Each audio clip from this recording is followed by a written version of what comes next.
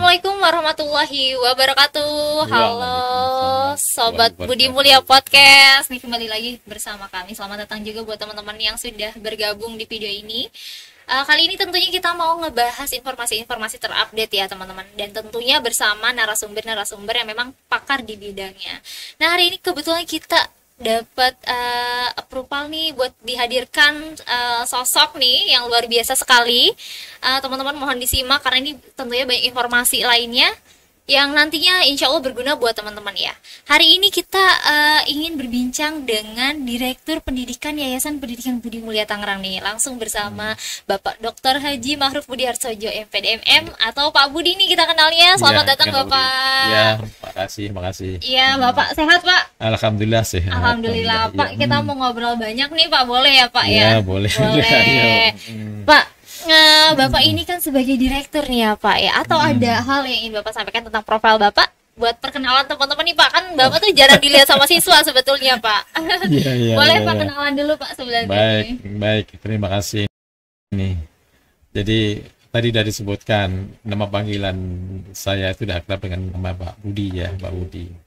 Dan selama ini memang saya agak lebih banyak bekerja itu di belakang layar ya. Betul, Pak. Di layar. Jadi nggak familiar ya sama anak-anak. Makanya di anak-anak mungkin saya nggak dikenal. Tapi kalau dengan guru-guru insya Allah saya kenal ya. Semua kenal, kan karyawan semua kenal semacam itu. Dan memang semenjak tahun 2022 kemarin saya ditugaskan di sini sebagai Direktur Pendidikan di Yayasan Pendidikan Budi Mulia.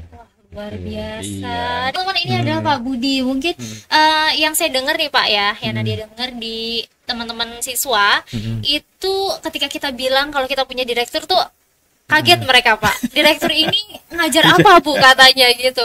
Direktur ini ngapain Pak gitu katanya. Ngapain Bu direktur gitu. Kita mau sharing sedikit nih Pak sebelum nanti ke intinya pembahasan kita hari ini tentang direktur pendidikan. Karena kita dalam sharing profesi ke anak-anak itu yang mereka tahu direktur itu di perusahaan Pak. Atau di tempat-tempat lainnya gitu, tidak tergambarkan untuk mereka ternyata di pendidikan ada juga direktur gitu Pak. Nah boleh sharing Pak tentang direktur di pendidikan itu tuh seperti apa sih Pak? Apakah memang sama seperti direktur-direktur tadi yang di perusahaan atau yang lainnya gitu Pak? Iya baik. Iya tadi di awal saya sampaikan ya kalau kami ini saya ini di Budi Mulia ini banyak di belakang layar untuk berperan di dalam memajukan dunia pendidikan khususnya di pendidikan Budi Mulia. Nah, kemudian apakah semua lembaga yang mengelola pendidikan itu ada direktur pendidikannya? Ini kan sebagai kebutuhan. Sebagai kebutuhan. Jadi tidak semua lembaga mempunyai direktur pendidikan ini. Dan di Budi Mulia ini memang dari awal bagaimanakah terus memajukan lembaga ini, maka ada yang namanya direktur pendidikan. Ada juga namanya tim penlimtu. Ya ini. Nah, kemudian di direktur pendidikan itu tugas utama saya itu adalah memang ada 4. Yaitu apa? Yaitu terkait dengan perencanaan, kemudian terkait dengan koordinasi, terkait dengan monitoring, dan terakhir dengan evaluasi. Jadi 4 hal itulah di apa? Jadi ya perencanaan, koordinasi, monitoring, dan evaluasi, tapi kaitannya dengan dunia pendidikan. Sehingga kalau mungkin di dunia perusahaan juga ada ya, ada perusahaan, koordinasi, monitoring, dan evaluasi, akan tapi mungkin jobnya bersama, akan tapi konsepnya berbeda. Kita kalau di perusahaan mungkin ya pegawai pekerjanya, akan tapi di sini biasanya kita dengan gurunya, dengan tenaga tata usahanya, itu yang membedakan di situ. Lebih ke bidang yang digelutinya berarti ya Pak. Jadi teman-teman tadi mau kerja di sekolah atau bagian pendidikan tapi mungkin nggak mau ngajar ibaratnya Pak, bisa mungkin ke sini, bisa mungkin ke sini ke jadi direktur. Nah Pak, jadi proses jadi direktur itu apakah tadi ada seleksi atau ada proses-proses khusus nggak Pak nih? Atau memang kalau di pendidikan sendiri tahapannya berbeda atau seperti apa nih Pak? Iya, pertama bahwa di dalam dunia pendidikan itu tadi ya, sekolah atau lembaga itu membutuhkan nggak dunia pendidikan itu? Soalnya kan ini kalau ada yang dibutuhkan berarti memang harus merekrut tenaga direktur pendidikan. Oke. Nah, kemudian direktur pendidikan itu memang karena 3 tugasnya tadi ya, terkait dengan perencanaan, koordinasi, monitoring, dan evaluasi, maka yang mereka ini memahami baik itu secara teori maupun di dalam prakteknya. Ya ini. Nah, kebetulan saya ini memang ditugaskan sebagai direktur pendidikan itu ada beberapa hal yang melatar belakang ini. Pertama, memang saya ini kan dari 95 mengajar ya. Wow. Iya. Jadi memang basicnya sudah ada dari pengalaman-pengalaman tadi ya Pak ya? Iya, dari dunia pendidikan saya S1 saya dari dunia pendidikan. Terus kemudian saya lebih tahu bagaimanakah tentang pendidikan itu, maka saya mengambil jurusan ya. Itu tentang penelitian dan evaluasi pendidikan. Oh, khusus juga dari khususnya, iya. Wow. Terus berikutnya dunia pendidikan kan tidak evaluasi pendidikan, tapi juga terkait dengan sumber daya manusianya. Iya, betul. Makanya saya juga menekuni dalam sumber daya manusia. Iya, jadi sumber daya manusia. Dan ini. Nah, kemudian untuk melengkapi itu apa? Harus tahu cara memanajenya. Makanya terakhir saya konsen bagaimana memperdalam tentang manajemen pendidikan. Iya, jadi background saya itulah di manajemen pendidikan di S3-nya, sehingga berbekal dari praktek di lapangan, kemudian bekal-bekal ilmu yang saya dapatkan selama ini, dan itulah mungkin pertimbangan dari Hasan. Wow, gitu. Iya, keren banget sih Pak. Berarti instansi yang ada direktur itu sebetulnya keren sebetulnya ya Pak ya. Karena menjadi direktur di pendidikan khususnya ataupun mungkin yang lainnya tadi banyak sekali pertimbangan orang bisa dijadikan direktur gitu, sosok dijadikan direktur, luar biasa sekali. Nah Pak, ada nggak tantangan ketika menjadi direktur nih Pak nih? Ya, kalau selama ini saya memang tidak ada tantangan ya. Pertama memang tadi saya basicnya memang dari pendidikan, dan selama ini memang saya lebih banyak praktek di dalam dunia pendidikan, sehingga pada saat kami diberikan tugas untuk menjadi direktur pendidikan itu secara praktek di lapangan memang tidak begitu terkendala. Ya, ada kendala. Nah, kendalanya memang yang kalau itu bukan kendala kan, tapi memang yang pertama menjadi konsen saya awalnya memang menyatukan persepsi. Tadi dari sumber daya tadi ya Pak ya. Iya, karena direktur pendidikan itu kita di sini kan ada unit koordinasi TK, SD, SMP, SMA, dan SMK. Nah, di situ unitnya, di situ ada siswa, ada guru, dan ada tenaga pendidikan. Oke.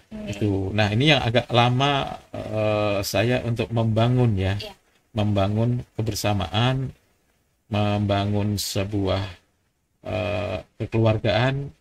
Yuk kita maju bareng. Oke, gitu, tantangannya ya. Tadi tantangannya itu ya. Sumber daya Pak. Mohon maaf boleh maju sedikit Pak biar mic-nya kedengeran nih Pak ya. Biar suaranya tetap jelas nih teman-teman. Nah, tadi teman-teman tantangannya itu lebih ke tadi proses praktek di lapangannya ya Pak ya, sesuai kebutuhan nih teman-teman. Dimanapun kita berada, sebenarnya profesi apapun tantangan itu tetap menyesuaikan di pekerjaan itu ya Pak ya, dan di lingkungan tersebut teman-teman.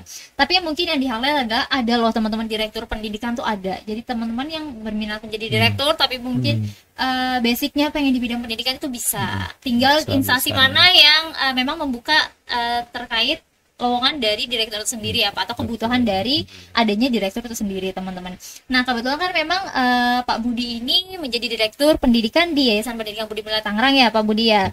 Nah, kita mau kenal lebih jauh nih tentang Budi Mulya nih Pak ya, tentang Yayasan Pendidikan Budi Mulya Tangerang, dan karena memang Budi Mulya sendiri sebenarnya ada beberapa yang sudah familiar juga gitu di beberapa kota lainnya. Nah, tapi dari instansi PBMT itu sendiri, instansi yang seperti apa sih Pak Budi Mulya ini Pak? Ya, pertama kita mendengar namanya Budi Mulya atau disingkat dengan BM. Iya, dengan BM. Kenal BM nih Pak. Iya, BM ya. Kenal dengan BM ya ini nih. Ada yang menyebut dengan BMC, berarti Budi Mulya Ciledug. Iya, semacam itu nih. Nama Budi Mulya memang banyak, tapi yang di Ciledug cuma satu. Yang di Tangerang pun cuma satu, Pak. Benar, iya. Jadi Budi Mulya. Budi Mulya itu apa sih? Jadi budi mulia adalah merupakan sebuah ungkapan, ya ini, ungkapan harapan agar menjadi ya insan yang memiliki tingkah laku yang baik. Ya ini, yang paling bijaksana dan terhormat. Nah, perilaku mulia itu atau disebut dengan akhlak mulia. Itu adalah segala bentuk tabiat atau budi pekerti. Ya, budi pekerti yang menjalani aktivitas kita sehari-hari. Ya ini, dan merupakan kebiasaan dalam kehidupan kita sehari-hari. Itu namanya budi mulia itu di situ filosofisnya itu.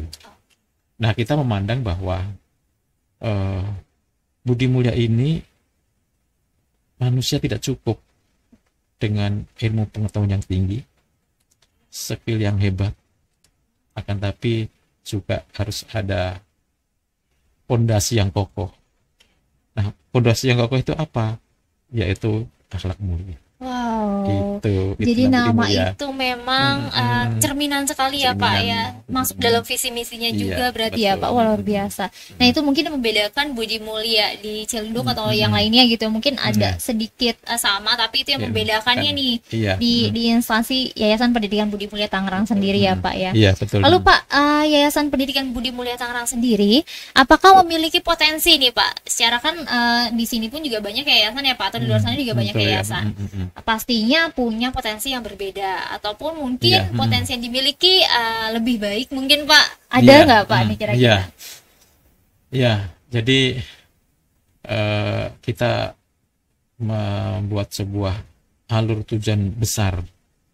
Apa sih budi mulia itu? Ya, dan tadi disebutkan nih untuk yang membedakan dengan budi mulia yang lain. Iya, atau sekolah yang lain ya Pak. Iya. Jadi ada potensi yang sebetulnya ini juga dimiliki oleh yang lain. Ya ini, akan tapi kita mempunyai concern. Apa? Ada yang namanya potensi. Ya. Apa potensi yang ada di budi mulia itu? Yang terus menjadi tugas kami untuk mengembangkan itu. Pertama adalah bagaimanakah kita itu mempunyai kepemimpinan dan memiliki manajemen sekolah yang bagus. Yang pertama ya, potensi yang pertama nih, yang ini. Dasarnya banget sekali ya, dasar sekali banget itu ya. Makanya di sini itu kita ya untuk kepala sekolah mulai dari TK, SD, sampai SMA, SMK itu minimal memang S2. Bahkan sudah S3. Iya, itu untuk pembinaannya, sehingga diharapkan ini juga mempunyai background yang kuat dalam dunia pendidikan. Jadi memang pertama kali yang kita perhatikan adalah kepemimpinan dan manajemen sekolah. Itu potensi yang kita ini. Kemudian yang kedua adalah kualitas guru dan tenaga pendidikan. Di sini adalah hampir 55% ya. Gurunya itu udah S2. Wow, gitu ya, berarti di Yayasan Pendidikan Budi Mulia tuh dari TK sampai SMK ya tadi Pak. Kita mempunyai tenaga pendidikan itu semuanya ada 108. Ya, ini 108. Dan ini adalah melalui dari proses penerimaan seleksi, dan kita sudah pantau di situ. Kita menganggap bahwa guru dan tenaga pendidikan adalah sebuah aset. Iya, benar-benar. Jadi tadi kualitasnya harus baik ya Pak, harus bagus benar. Jadi kepemimpinan manajemennya bagus, kemudian dari sumber daya guru dan tenaga pendidikannya juga harus kita optimalkan bagus. Kemudian yang ketiga adalah kalau di sebuah sekolahan itu tidak lepas dengan yang namanya kurikulum dan proses pembelajaran. Ya ini, nah kita sudah berupaya di Budi Mulia ini kurikulum ikutin terbaru. Kurikulum Merdeka. Kurikulum Merdeka. Iya. Bahkan kita menjadi sekolah yang angkatan pertama. Iya nih. Itu aja sudah prestasi sebenarnya Pak ya. Iya. Tapi dengar-dengar dari angkatan pertama sendiri akhirnya banyak melahirkan prestasi-prestasi lagi ya Pak di Yayasan Pendidikan Budi Mulia di. Iya, jadi itu ya kurikulum dan proses pembelajaran. Jadi kepemimpinan yang hebat, manajemen yang hebat, kurikulum yang hebat, tapi kalau kurikulum dan proses pembelajarannya itu kurang bagus, ya itu kurang lengkap istilahnya. Nah, kita mengupayakan memadukan kurikulumnya kemudian proses pembelajarannya yang bagus. Yang keempat adalah bagaimana kita menciptakan di sekolah ini adalah mempunyai lingkungan sekolah yang kondusif, Kondusif. yang nyaman. Wow. Ya ini. Dan terakhir nih, potensi yang kita miliki adalah sarana prasarana. Kita bisa melihat sendiri bagaimanakah sarana prasarana yang telah disediakan oleh yayasan, kemudian itu sepenuhnya dipergunakan untuk proses pembelajaran, dipergunakan untuk anak. Sehingga dengan 5 potensi inilah terus kita genjot, terus kita tingkatkan, baik itu kualitas dan kualitasnya, sehingga bisa dimaksimalkan semuanya ini untuk arah ke depan budimaya lebih baik. Wow, Itu, potensinya itu sangat potensi keren banget Pak tadi dari sisi kualitas, kuantitas dan proses-proses lainnya yang betul. tentunya menjadi konsen dari Bapak ya Direktur dan tim tentunya ya Pak ya, luar biasa nih teman-teman. Dan Pak ini kan banyak sekali yang nanya nih ya Pak, orang tua di luar sana ataupun anak-anak itu sendiri atau calon peserta didik kita nih Pak, pendidikan berkarakter nih Pak, yang ciri khas banget nih pendidikan karakter di Budi Mulia itu apa aja misalnya, atau bagaimana prosesnya itu, apa sih Pak pendidikan karakter yang dibangun oleh Yayasan Pendidikan Budi Mulia Tangerang ya, tentunya menjadi ciri khas kami ya Pak ya, di Budi Mulia gitu. Tadi kan pernah sampaikan tadi filosofi nama Budi Mulia. Anak semua masuk ke sini, kita terima. Anak yang kemampuan rendah, kemampuan sedang, kemampuan yang tinggi, kita terima semua. Ya ini nih. Karena pertama kita punya potensi sekolah, terus kemudian ayo dengan potensi yang kita miliki ini kami berupaya untuk secara pengetahuan dan secara skill anak itu kita tanamkan dan kita berikan semaksimal mungkin tentang bagaimanakah mengisi otaknya dan berikutnya mengisi keterampilannya. Dan tadi disampaikan bahwa tapi itu tidak cukup.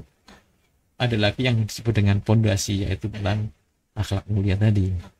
Nah, itu berlaku juga buat siswa berarti ya Pak. Yang ini namanya karakter mulia. Iya, itu namanya pendidikan Budi Mulia, pendidikan berkarakter itu adalah karakter mulia, teman-teman. Tapi itu apakah kata atau singkatan nih Pak? Iya, jadi karakter memang bicara karakter kan sangat luas ya. Iya betul. Jadi Pak, karakter kan luas. Akan tapi untuk yang dikembangkan di Budi Mulia ini adalah 5. Dari mulia itu sendiri tadi. Iya. Apa 5 yang dikembangkan itu adalah bagaimanakah anak-anak itu mempunyai kepribadian yang mandiri. Mulia tadi M-nya pertama mandiri. Iya. Jadi bagaimanakah anak-anak di sini ini kita ajarkan tentang kemandirian. Setuju, betul. Nih. Kemudian yang kedua adalah bagaimanakah anak-anak itu dan guru-gurunya dan tenaga pendidikannya memiliki jiwa unggul. Jadi jiwa unggul itu kan biasanya merasa ada hal-hal yang diraih ya Pak ya, betul-betul. Iya, jadi motivasi untuk mengupdate dirinya, motivasi untuk bersaing tapi dengan kebaikan, itu adalah yang karakternya ya Pak ya. Kemudian L-nya itulah luhur. Iya, jadi memiliki karakter yang luhur pada diri siswa, tenaga pendidikan maupun di dalam dunia tenaga pendidikan. Ya ini. Nah, kemudian I-nya itu adalah kita harus memiliki yang namanya integritas. Ya, ini integritas. Setuju Pak. Dan terakhir A itu adalah adab. Benar. Jadi kita di sini semuanya bagaimanakah pertama kali adalah memahami karakter mulia ini, mandiri, unggul, luhur, integritas dan adab ini. Nah, kemudian kita setelah tahu apa itu karakter mulia itu adalah kita semuanya mempunyai kewajiban untuk membumikan karakter mulia ini. Wah, luar biasa sekali teman-teman nih. Ya, jadi banyak yang nanya tadi pendidikan karakter di Yayasan Pendidikan Budi Mulia itu seperti apa landasannya. Ini teman-teman, kita menggunakan dari kata mulia itu sendiri apa yang kita jabarkan, yang Bapak dan tim siapkan juga, di mana nanti tidak hanya Bapak Ibu gurunya tapi siswa pun juga kita sama-sama turut menyukseskan nih tadi dari pendidikan karakter itu sendiri. Nah, kalau Budi Mulia tadi ada mandirinya, siswa akan diajarkan untuk mandiri ya Pak. Diharapkan untuk mandiri nanti ke depannya, lalu unggul juga dalam prestasi mungkin Pak, atau hal-hal baik lainnya. Lalu tadi berbukti pekerti luhur juga ya Pak, kebaikan-kebaikan yang akan kita tebar bersama, dan tentunya berintegritas yang berlandaskan sama adab yang baik berarti ya Pak, luar biasa. Jadi teman-teman, ini udah dari segi fasilitas udah pasti keren banget nih Pak ya, Pendidikan Budi Mulia nih. Ditambah pendidikan karakternya yang luar biasa juga teman-teman, yang mungkin baru diketahui sama teman-teman. Nah Pak, terakhir nih Pak, harapan Bapak atau tips Bapak bagi kami nih tenaga pendidik ataupun nanti siswa-siswi untuk Yayasan Pendidikan Budi Mulia Tangerang ke depannya tuh seperti apa Pak? Iya, terima kasih. Tadi ada 2 potensi sekolah dan satu adalah karakter yang mulia. Ujungnya adalah bagaimanakah satuan pendidikan yang ada di Budi Mulia, baik itu TK, SD, SMP, SMA, itu memiliki jiwa yang cerdas berkarakter. Jadi tujuan utamanya itu kita lakukan semuanya ini, endingnya adalah cerdas berkarakter. Cerdas berkarakter. Survei membuktikan penelitian itu bahwa ternyata yang mempengaruhi kesusahan orang, kecerdasan itu hanya 20%. Oke. Iya. Sisanya adalah bagaimanakah yang disebut dengan emotional quotient atau kecerdasan emosional. Iya. Itu sendiri iya, tadi ya Pak. Sendiri. Wow. Nah, kemudian di Budi Mulia ini makanya tadi awal saya katakan, ayo kami tidak mempermasalahkan tentang kemampuan anak-anak tadi di sini tidak. Yeah. Sebab kita akan memadukan antara potensi yang ada di siswa yang terkait dengan keterampilan dan potensi kecerdasan otaknya. Kita tambahin di sinilah karakter mulianya. Insya Allah menjadi lulusan yang cerdas berkarakter. Oke. Pak, ini agak mirip sedikit sama adab dan ilmu ya Pak ya. Tapi memang versi udah terbarunya nih teman-teman, versi modernnya nih udah dikemas sesuai sama zaman. Jadi mungkin Bapak Ibu orang tua nih, calon orang tua atau wali murid ataupun calon peserta didik yang akan datang ke Yayasan Pendidikan Budi Mulia, kami mengintegritaskan tadi cerdas berkarakter tadi ya Pak ya. Luar biasa. Jadi teman-teman yang mau bergabung sama kami ditunggu sekali, dengan tadi tidak ada batasan ya Pak ya, kualifikasi dari peserta didik ataupun calon orang tua yang pastinya akan kita terima gitu ya Pak di Budi Mulia. Baik Bapak, ini luar biasa sekali informasinya.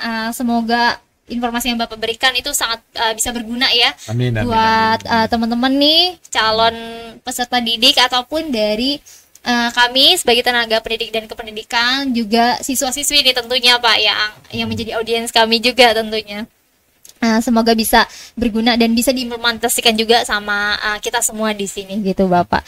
Terima kasih juga Bapak atas kepemimpinan sebagai direktur nih Pak, luar biasa sekali karena cukup terasa kemajuannya, cukup terasa juga kerja timnya, sehingga tadi ya betul potensinya akhirnya bisa kita sama-sama kita kembangkan gitu ya Pak ya. Sekali lagi terima kasih Bapak atas kehadirannya, semoga sehat selalu dan bisa berjumpa lagi di lain kesempatan sama-sama ya Pak ya, dan dalam keadaan yang sehat dan bahagia nanti tentunya. Baik teman-teman, itu dia obrolan kita hari ini, luar biasa sekali, seru sih ya, jadi banyak sekali informasi yang sudah kita dapatkan. Dan tentunya kita masih banyak informasi-informasi lainnya. Jadi teman-teman yang mau ingin tahu juga atau pengen dibawakan informasi khusus, bisa juga nih nanti bisa berkabar dengan Pak Hikmat ataupun tim-tim podcast lainnya. Jadi kita akan bawakan informasi sesuai ya Pak ya sama kebutuhan teman-teman nih. Baik, itu aja dari kami dan sekian dari obrolan hari ini. Kami pamit undur diri. Wassalamualaikum warahmatullahi wabarakatuh.